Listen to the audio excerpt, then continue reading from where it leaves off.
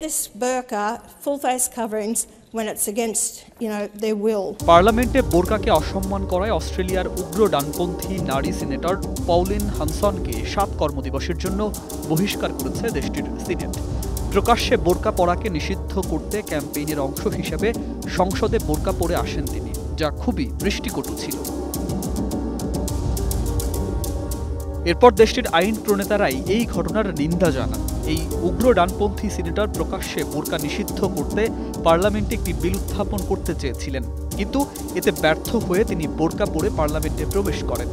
পরে তিনি সেটি খুলে ফেলেন। তার এই কর্মকাণ্ড মুসলিম আইন প্রণেতাদের জন্য বর্ণবিদ্বেষী হিসেবে সমালোচনা করা হয়।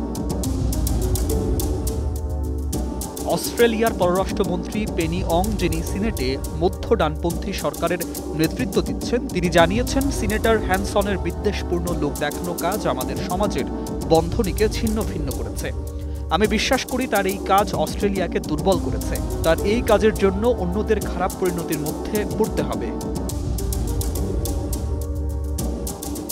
তিনি আরও জানান, সিনেটর হ্যানসনের এই কাজ একটি বিশ্বাসকে তাচ্ছিল্য ও অপমান করেছে, যে বিশ্বাস পালন করেন অস্ট্রেলিয়ার প্রায় 10 লাখ মানুষ। পার্লামেন্টে কাউকে কখনো এতটা অসম্মানিত হতে দেখেননি তিনি। পার্লামেন্টে বোরকাকে অপমান করা এই নারী সিনেটর তার কাজের পক্ষে সাফাই গিয়েছেন। তিনি জানিয়েছেন, যদি আপনি ব্যাংক বা অন্য কোনো ভেন্যুতে হেলমেট পরেন, এটি যদি আপনাকে খুলে ফেলতে বলা হয়, তাহলে বোরকা কেন ভিন্ন হবে?